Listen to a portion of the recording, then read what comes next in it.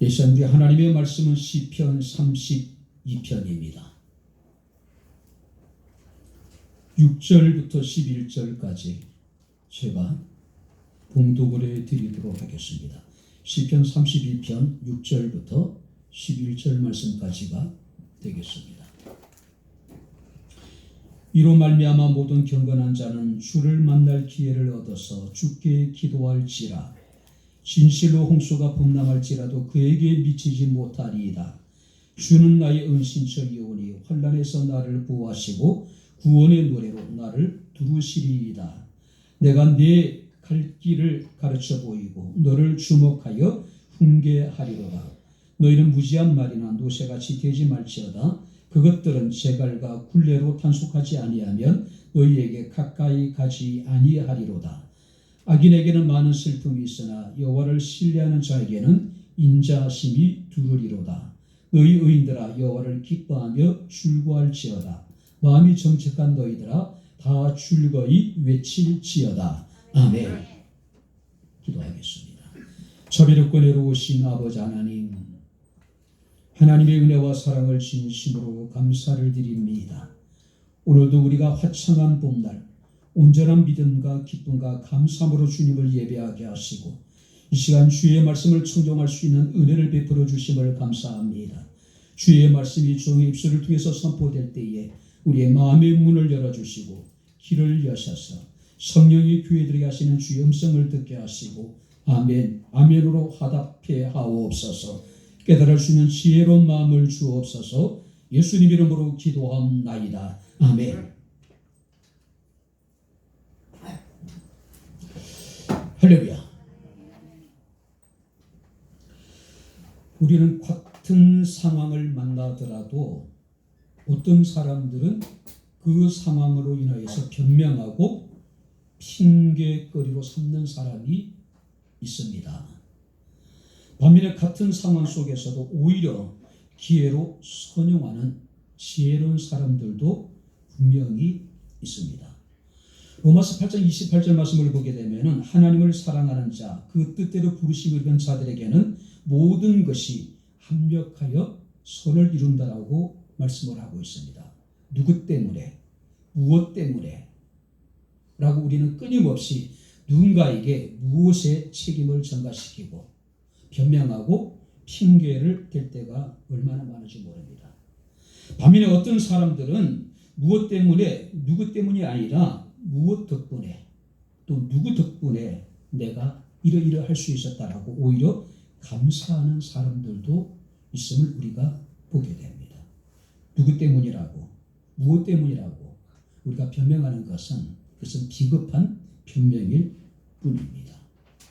어떤 상황 속에서도 우리가 주로 인하여서 감사할 수 있는, 기뻐할 수 있는 저와 여러분들의 삶이 되어질 수 있기를 주의 이름으로 축원합니다. 성지 순례를 갔을 때에 로마의 바티칸 궁을 이렇게 방문을 했습니다. 이 바티칸 시에 성 베드로 성당에 들어가니까 눈길을 끄는 조각상이 있었습니다. 피에타 상이라고 하는 조각이었습니다.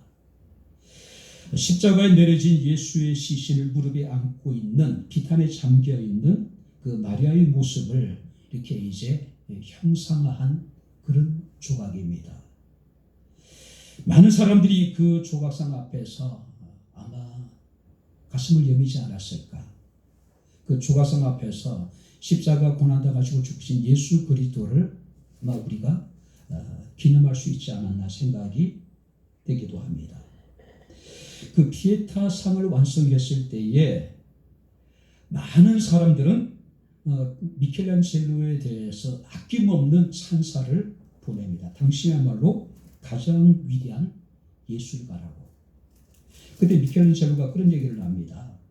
피에타 상은 제가 조각한 것이 아닙니다.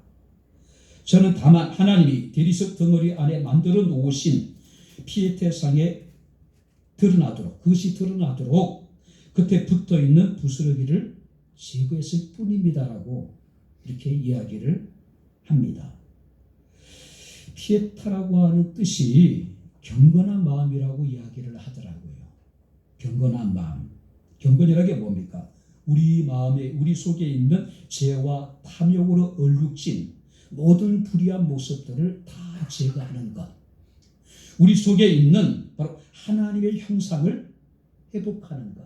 바로 그것이 경건이라고 하는 겁니다. 자, 오늘 6절 말씀을 보시기 바랍니다. 모든 경건한 자는 주를 만날 기회를 얻어서라고 말씀하고 있습니다. 경건한 자의 삶의 특징이 뭐냐면은 그들은 어떤 환경 속에서도 주님을 만날 수 있는 기회를 찾는 자들이라는 이야기예요. 누구 때문에, 무엇 때문에 변명하고 하나님에게서 떠나고 뒤로 물러가 침륜에 빠져 멸망한 어리석은 사람들이 아니라 어떤 상황 속에서 오히려 그들은 주님을 만날 기회를 찾는 자들이라는 이야기예요. 특별히 여러분들이 여기서 만날 기회라고 하는 것은 적절한 때, 또 다른 성경에 보니까 적절한 시기, 고통의 때에, 고통을 받을 때에, 어려울 때에 그들은 주님을 찾는 사람들이란 이야기예요. 자, 근데 여기서 기회라고 하는 것은 하나님이 틈이 났을 때 우리가 하나님을 찾으란 이야기가 아닙니다. 하나님은요, 늘 우리를 향해서 당신의 마음의 문을 활짝 열어놓고 계신 분이에요. 할렐루야. 여기서 기회라고 하는 것은 우리의 전 영혼이 온전히 하나님을 만날 수 있는 준비가 되어져 있을 때 바로 그것을 기회라고 표현하고 있는 거예요. 자, 그 기회는 언제 어디서나 우리 영혼이 영과 진리로 하나님 만날 준비가 되어 있을 때에 우리에게 주어지는 기회라고 하는 거예요. 이 기회는 오직 경건한 자들에게만 주어지는 기회이고, 경건한 자들은 이미 주님을 만날 수 있는 기회를 얻은 자들이라고 하는 사실이에요. 내 상황이 열악하고 지금 내가 처해 있는 모든 환경들이 녹록지 아니할지라도 확실한 것은 우리가 온전히 하나님을 경외하는 참된 믿음을 가진 사람이라면 우리는 언제 어디서나 하나님을 만날 수 있는 기회를 얻은 자들이라는 사실을 믿으시기 주 이름으로 축원합니다. 할렐루야. 자, 그렇다면은 경건한 자들에게 주어진 주님을 만날 수 있는 기회는 어떤 기회일까? 자, 오늘 말씀을 살피면서 우리가 함께 은혜를 나누도록 하겠습니다. 자, 먼저 한번 6절 말씀을 우리 다시 한번 같이 읽겠습니다. 이로 말미암아 모든 경건한 자는 주를 만날 기회를 얻어서 주께 기도할지라. 진실로 홍수가 범람할지라도 그에게 미치지 못하리이다. 경건한 자는 주님을 만날 기회를 얻는데요. 그 기회란 게 뭡니까? 성경 말씀을 보니까 기도할지니, 기도할 수 있는 기회란 사실이에요. 자, 경건에 이르는 방법은요, 기도입니다.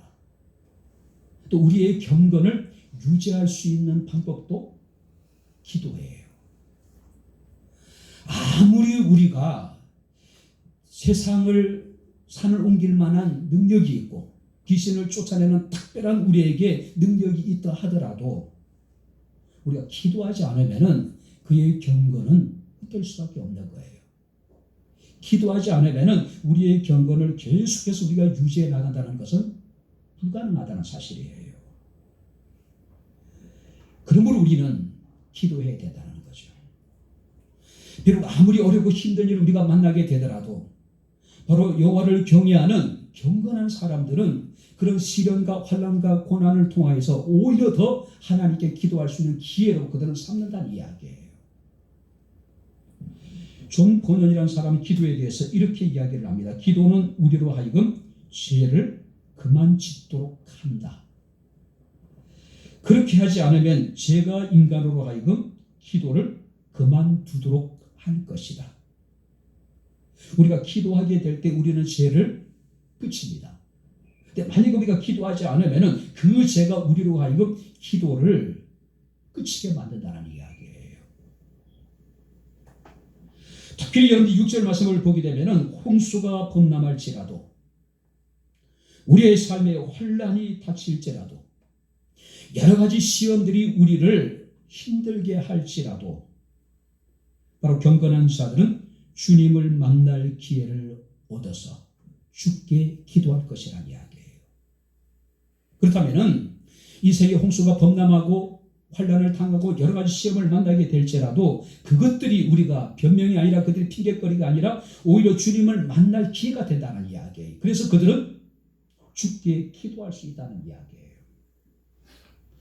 특별히 우리가 여러분 6절부터 8절 말씀을 보게 되면 우리가 기도하게 될 때에 6절 말씀이니까 진실로 홍수가 범람할지라도 저에게 미치지 못하게 될 것이다.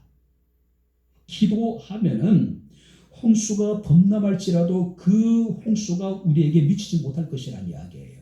자, 여기서 말하는 홍수의 범람이라는 것은 갑작스럽게 닥치는 모든 재앙들, 우리가 살다 보면요, 우리가 예측하지 못할 질병이 찾아옵니다.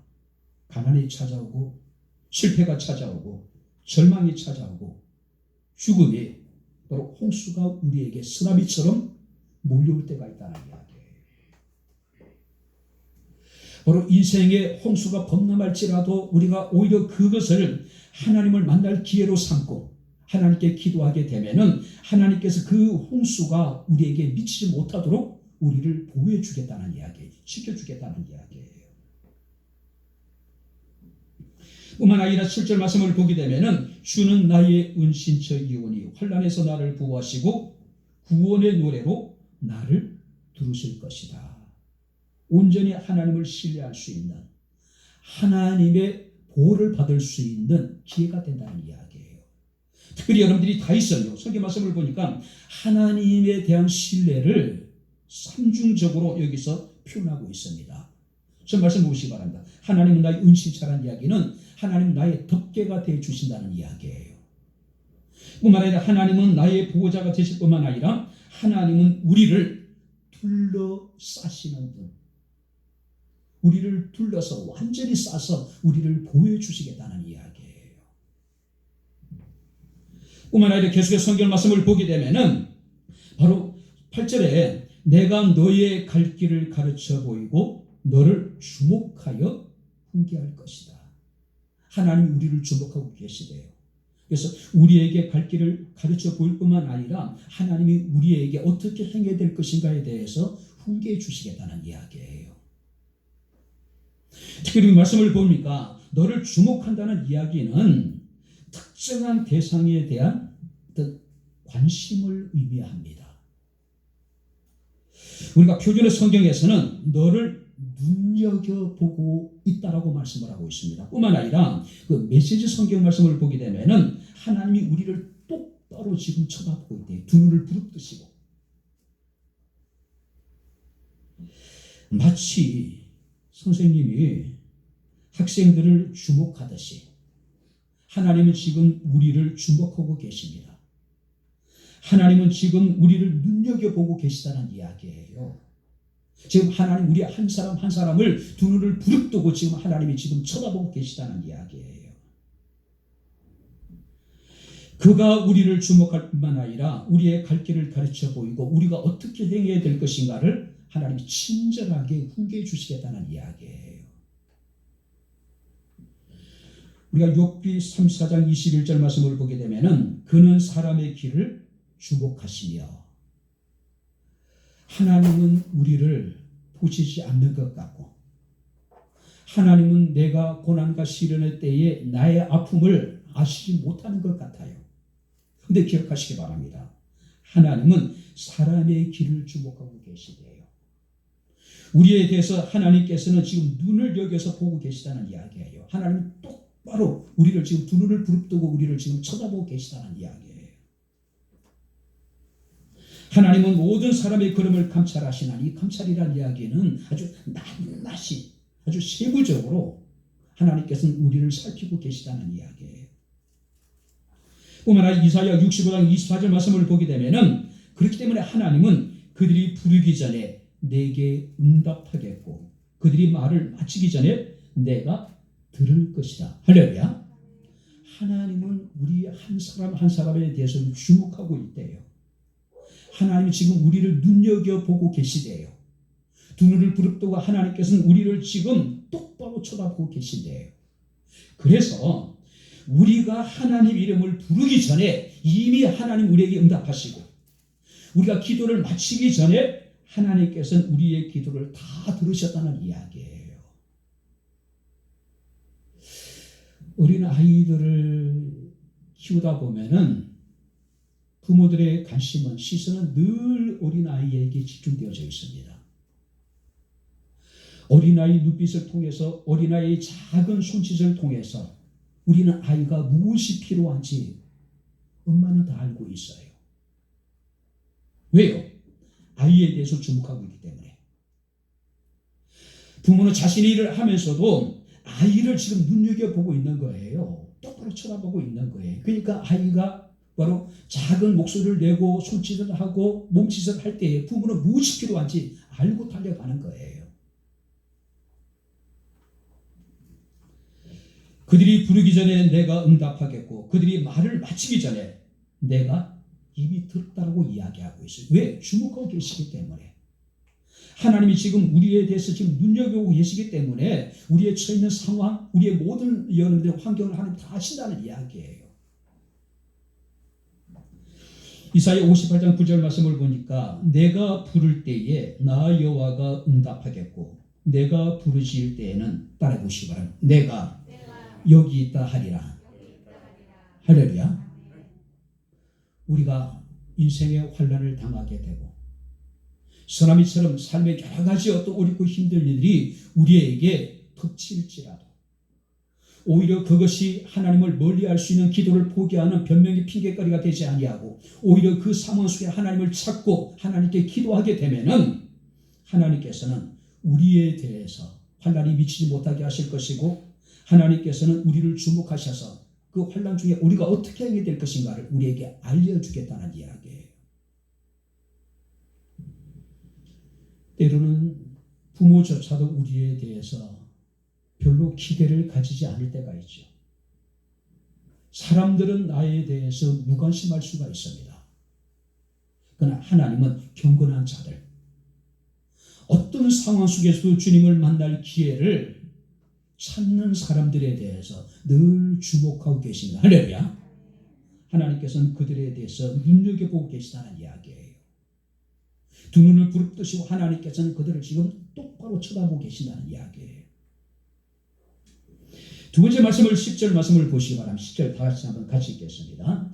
악인에게는 많은 슬픔이 있으나 여호와를 신뢰하는 자에게는 인자심이 두루리라. 우리가 주님을 만날 기회를 얻게 된다고 이야기하고 있어요. 어떤 기회일까요? 온전히 주님을 신뢰할 수 있는 기회.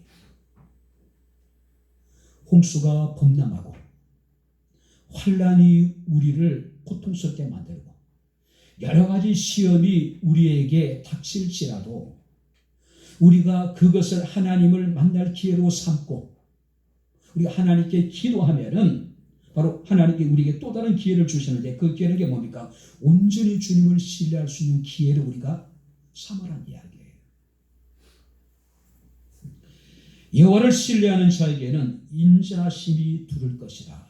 자, 여기서 신뢰라고 하는 것은 피난처로 도피한다, 또 숨기 위해서 피한다는 뜻입니다. 달리 표현하면요, 오직 하나님께 소망을 두고 하나님을 의지함으로 하나님 안에서 안전함을 찾는 것. 하나님께 소망을 두고 온전히 하나님을 의지하고 하나님께 안정을 찾는 것. 이것이 신뢰한다는 이야기예요. 그런 사람들에게 하나님께서는 인자심이 두를 것이다. 이 인자심이라는 것은 하나님의 자비하심, 하나님의 은혜로우심을 말합니다. 그런데 기독교에서 말하는 인자하심이라는 단어는 헤세드라는 단어를 사용합니다.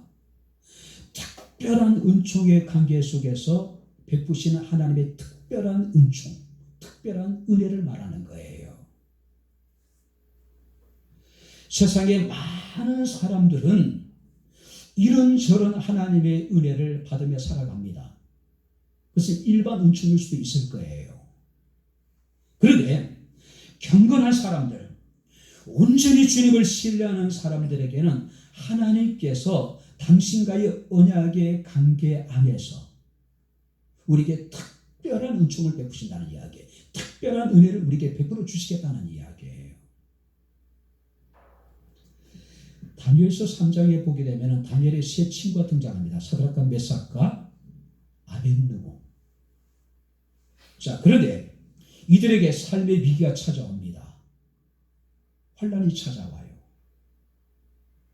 그게 뭡니까? 느부갓네살 왕이 거대한 금시상을 만들어 놓고 일제히 나팔 소리가 나거든 그 시상 앞에 절을 하라고 하는 명령이 내려지게 됩니다. 자, 세계를 제패했던 바벨론 제국의 모든 사람들이 나팔 소리와 더불어서 금시상 앞에 절을 합니다. 그런데 다니엘의 세 친구였던 사드락과 메삭과 아벳느고는 무릎을 꿇지 않아요. 절을 하지 않습니다. 느부갓네살 왕이 분노합니다. 그래서 그들을 잡아들여요. 자, 그러면서 다시 한번 기회를 줍니다. 이제라도 너희가 나팔 소리가 나거든 내가 만든 거대한 금시상 앞에 절을 하라고 이야기를 해요. 그때 다니엘의 세 친구가 이런 이야기합니다. 느부갓네살 왕이여, 우리가 이 일에 대하여 대답할 필요가 없습니다. 우리가 섬기는 하나님이 우리를 맹렬히 타는 풀무불 가운데서 능히 건져내시겠고 왕의 손에서도 건져내시리이다. 할렐루야. 그렇게 하지 아니하실지라도 왕이여, 우리가 왕의 신들을 섬기지도 아니하고 왕이 세우신 금신상에 절하지도 아니할 줄 아옵소서. 놀라운 신앙의 고백이에요. 피지배국의 노예예요. 그들은 바벨론에 가서 나름대로 이제 그들은 성공의 가도를 달릴 수 있는 기회가 그들에게 열려진 상황이에요. 적당히 타협해버리면 그래 두 눈 질끈 감고 금시상 앞에 한 번만 절을 하면은 그들에게 탄탄대로가 열릴 것 같은 상황이에요. 사드락과 메삭과 아벳느고의 의지는 대단합니다. 이 일에 대하여 왕에게 대답할 필요가 없습니다. 우리가 섬기는 하나님이 우리를 맹렬히 타는 풀무불 가운데서 능히 건져내실 것이고 왕의 손에서도 건져내실 것입니다. 온전히 하나님을 신뢰했다는 이야기예요. 그리고 설사 그렇게 하지 아니하실지라도 우리가 왕의 신들을 섬기지 아니하고 금신상에 절하지도 않겠다라고 이야기를 해요. 결국 느부갓네살 왕의 분노가 폭발을 해요. 평상시보다 7배나 더 뜨겁게 달군 풀무불 용광로 속에 사드락과 메삭과 아벳느고를 던져버려요. 근데 놀라운 일이 벌어지게 됩니다. 분명히 세 명인데 인자와 같은 이가, 하나님의 아들 같은 이가 그들 가운데 함께 하셨습니다.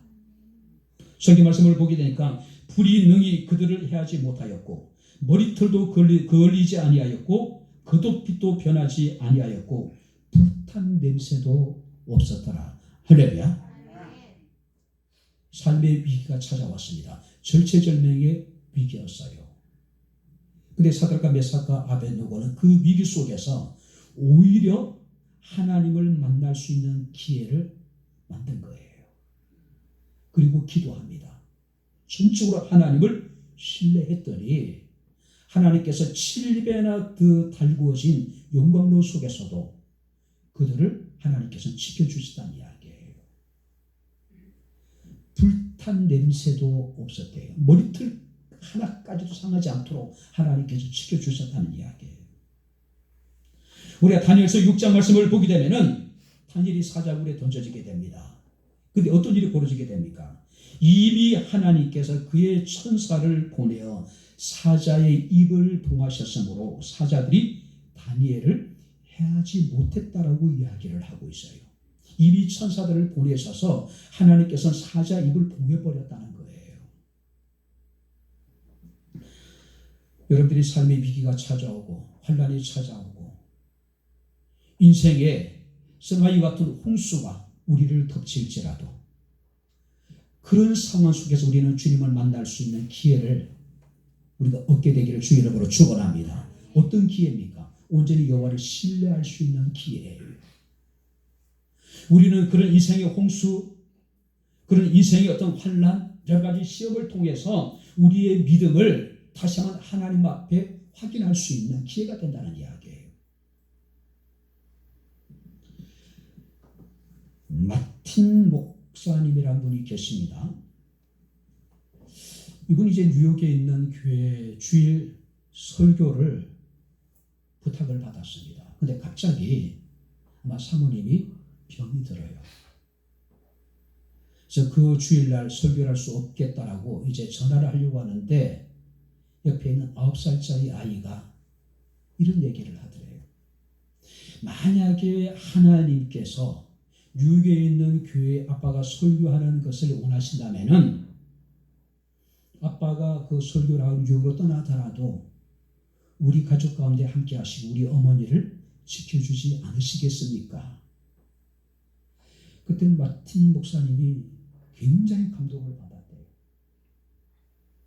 내가 병들어 있는데 남편이 먼 길을 떠나는데 아내의 심정이 어떨까요? 불안할 거 아니에요. 근데 9살짜리 그 이야기가 두 사람의 마음에 어마어마한 감동과 믿음과 확신을 주게 되는 거예요. 마틴 목사님 뉴욕으로 떠납니다.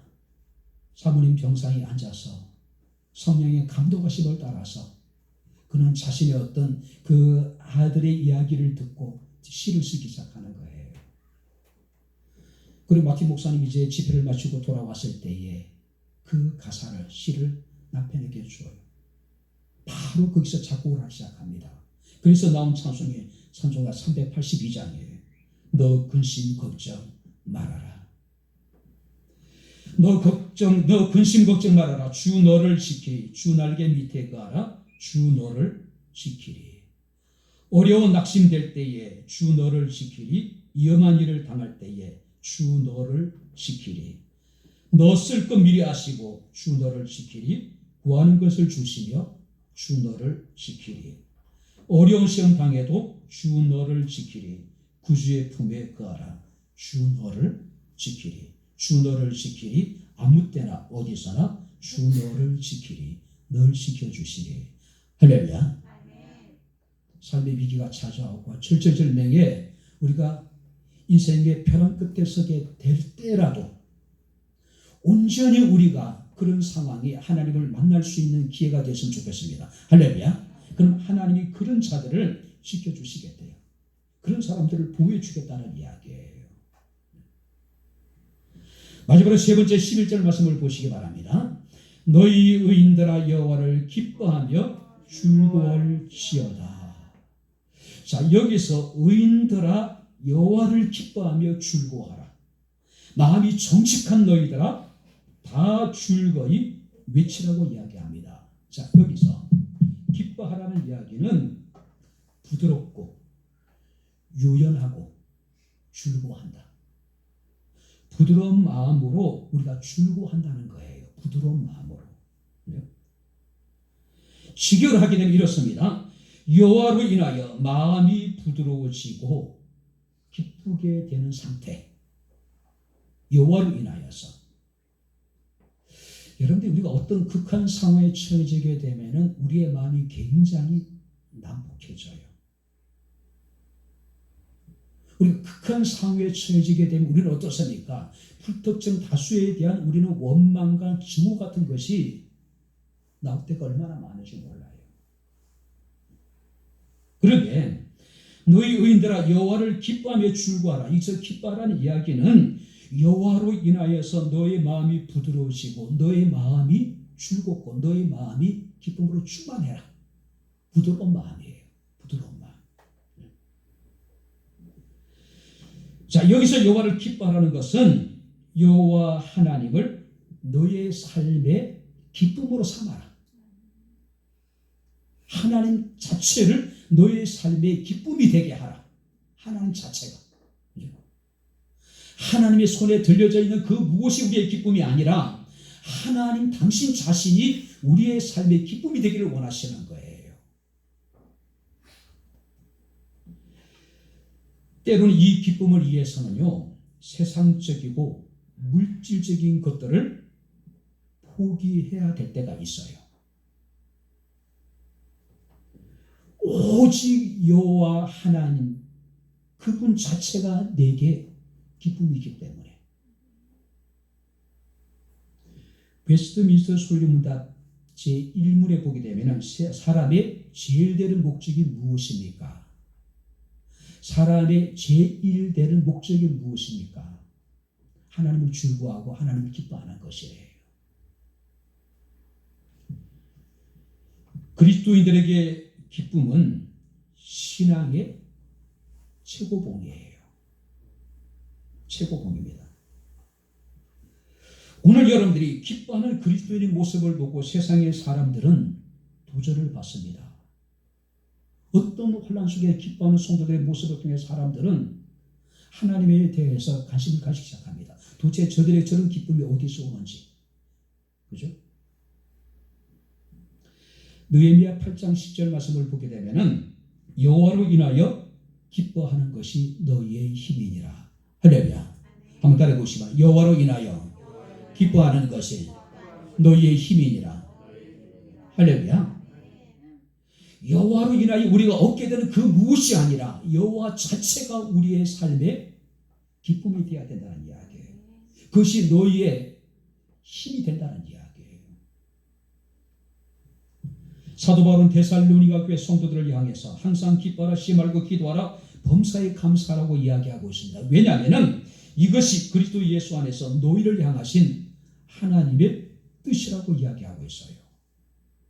뿐만 아니라 시편 30편 말씀을 보게 되면은 그의 노염은 잠깐이요 그의 은총은 평생이로다라고 노래합니다. 그러면서 저녁에는 울음이 깃들일지라도 아침에는 기쁨이 오리로다. 할렐루야. 우리의 슬픔이 우리의 탄식이 영원할 것 같지만 분명히 하나님이 우리에게 예비하신 기쁨의 아침을 우리가 맞이하게 될 거란 이야기예요.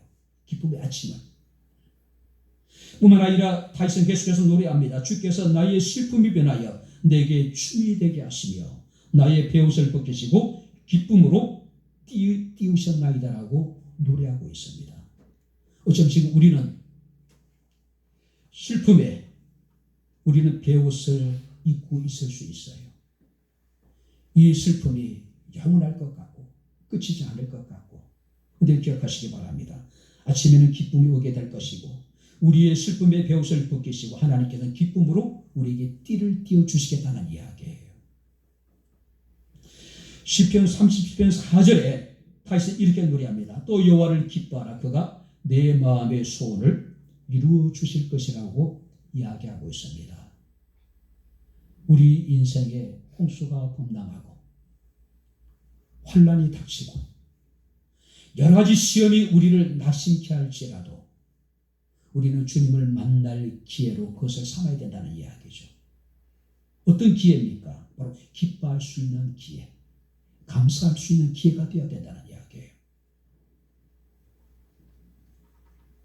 이제 말씀을 정리하도록 하겠습니다. 지난 주일날 우리는 윤여인 권사님이 이 시간에 우리와 같이 마지막 하나님 앞에 예배를 드리고 그가 그렇게 사모했던 영원한 하나님의 나라에 들어가셨습니다. 꽃 피고 잎이 나는 따뜻한 봄날, 그건 하나님께 아름답게 예배를 드리고 하나님께 가시겠다라고 입버릇처럼 이야기하셨습니다. 특별히 돌아가시기 전주에는 아예 선포를 하셨어요. 아침에까지요. 이번 주 예배가 마지막 예배고 나는 하나님께 예배를 드리고 천국에 갈 것이라고요. 100일 동안의 병상일지를 쓴다면은 참 감동적일 것이라는 생각이 듭니다. 드시지도 못하고 수액을 마시고 영양제로 100일 동안을 근근히 견뎌오셨어요. 참 힘들고 고통스러운 시간이에요. 돌아가시기 일주일 전 내내 끊임없이 토해내시더라고요. 먹물 같은 시큼한 물을 또 가득 이렇게 이제 피까지 토해내시더라고요. 여러분들이 구토를 해 보셨으면 아실 거예요. 얼마나 고통스러운지. 그죠? 속을 뒤집어 놓습니다. 머리가 깨질 것 같아요. 어머니 힘들지 않으세요? 하나도 힘들지 않으시대요. 천사가 옆에서 붙들어주고 계시기 때문에 하나도 힘들지 않으시다는 이야기예요. 지난 주일 돌아가시기 몇 시간 전 7시까지 토하셨습니다. 주무시지 못하셨어요. 기진맥진이에요. 그래도 힘들지 않으시대요. 지쳐있는 모습을 보면서 물었습니다. 오늘은 그냥 내려가지 마시고 여기 계시는 것이 어떻겠느냐라고. 단호하셔요. 아니, 왜요? 당신이 선포하셨기 때문에 오늘 예배가 당신의 마지막 예배고 나는 예배를 마치고 이제 천국에 갈 것이기 때문에 내려가야 된다는 이야기예요. 업고 내려갈 수 있는 상황도 아니었습니다. 그래서 힐체에 모시고 신상으로 부르고 주라를 불렀습니다. 3명의 힐체를 이렇게 들고 내려왔습니다. 저는 그런 생각을 해봤습니다. 저런 상황 속에서도 우리가 정말로 자신의 신앙을 지켜나갈 수 있을까? 저런 상황 속에서도 정말로 기뻐할 수 있을까? 저런 상황 속에서도 두 손을 들고 하나님을 찬양할 수 있을까? 저는 신비였어요. 제가 찬송을 불러드렸습니다. 다 손을 대서 막 찬양을 하시는 거예요. 하루에도 수없이 어머니가 누워 계시는 방문을 이렇게 열어보고 주무시면 다시 닫고 깨어 계시면 들어가가지고 이런저런 많은 이야기를 나눴습니다. 단 한 번도 그 고통 속에서 원망이나 불평이나 그런 게 없었어요. 감사하고 기도하고 그런 얘기를 했습니다.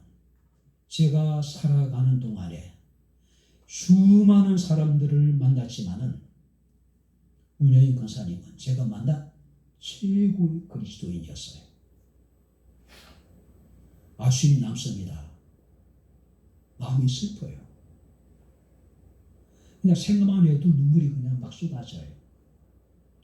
근데 왜 그럴까요? 최고의 그리스도인이 내 옆에 있었는데 내가 그것을 깨닫지 못한 거예요. 하나님이 제게 최고의 그리스도인을 옆에 보내셨는데 그 최고의 그리스도인을 내가 알지 못하고 그러니까 좀 더 지금 같으면 더 많은 이야기를 나누고 신앙의 이런저런 이야기를 좀 하고 싶은데 은혜를 받고 싶은데 그러지 못한 것이 너무 속상한 거예요. 이야기가 길어졌는데 100일 동안의 윤여인 권사님에게 있어서 그 병상 생활은 주님을 만나는 시간이었습니다. 끊임없이 기도하시고 찬양하시고 예배를 사모하시고 저 우리 권사님들이 그랬으면 좋겠어요. 그 윤 권사님의 기도의 어떤 빈자리를 이제 누군가가 채워나가야 되잖아요. 토요일 되면은 주보를 가져다가 책상에 올려놓으시고 순서에 따라서 다 찬송을 찾고 성경을 찾고 그러면서 예배를 사모하는 겁니다. 본문을 다 읽고 교동문 다 찾아보고 그러니 그가 얼마나 예배를 사모했는가를 보여주고 있는 그런 모습이 아니냐 생각이 됩니다. 경건한 자는 주를 만날 기회를 얻으라고 이야기하고 있습니다. 어떤 기회일까요? 기도할 수 있는 기회. 할렐루야. 온전히 하나님만을 신뢰할 수 있는 기회. 그리고 주로 인하여서 기뻐할 수 있는 기회. 제가 설교 말미에 윤고사님 이야기를 드린 것은 그분이 그 신앙의 본을 세계에 그대로 보여주셨기 때문에, 우리에게 보여주셨기 때문에 여러분들이 이 말씀을 드릴 수가 있는 겁니다. 극한 환난, 고통, 삶의 완전 위의 삶을 뒤덮을 만한 그런 환난의 어떤 그런 쓰나미가 우리에게 닥칠지라도 우리가 오히려 하나님을 만날 수 있는 기회로 삼고 기도할 수 있고 하나님 온전히 신뢰할 수 있고 하나님을 인해서 오히려 기뻐할 수 있는 그런 기회를 우리가 가질 수 있는 저와 여러분들의 삶이 되어줄 수 있기를 주의 이름으로 축원합니다. 지금이 여호와를 만날 만한 때입니다. 할렐루야. 지금이 은혜를 받을 만한 때입니다. 할렐루야. 기회를 선용할 수 있는 저와 여러분들의 삶이 될 수 있기를 주의 이름으로 축원합니다. 기도합니다. 하나님 아버지, 하나님의 은혜와 사랑을 진심으로 감사를 드립니다. 인생의 홍수가 범람하고 환난이 닥치고 여러 가지 시험들이 우리를 힘들게 할지라도 그것이 우리가 하나님을 멀리하는 핑계나 변명거리가 되지 않게 하시고 오히려 환난 때문에 인생의 홍수 때문에 여러 가지 시험 때문에 하나님을 만날 수 있는 기회가 될 수 있도록 저희들에게 은혜를 베풀어 주옵소서. 기도할 수 있는 기회가 되게 하시고 하나님을 온전히 신뢰할 수 있는 기회가 되게 도와주시고 주로 인하여서 기뻐할 수 있는 기회로 선용할 수 있는 지혜로운 마음을 우리에게 허락하여 주옵소서. 예수님 이름으로 기도하옵나이다. 아멘. 이제는 우리 주 예수 그리스도의 은혜와 하나님의 크신 사랑과 성령님의 교통교전의 제 충만 역사 인도하심이 늘 어떤 상황 속에서도 주님을 만날 기회를 얻어서 기도하며 하나님을 온전히 신뢰하며 주로 인하여서 기뻐하기를 원하는 주의 사랑하는 모든 성도들 머리머리 위에 저들의 가정과 직장과 사업장과 이 교회와 이 나라 이 민족 위에 지금부터 영원토록 함께 있을지어다. 아멘.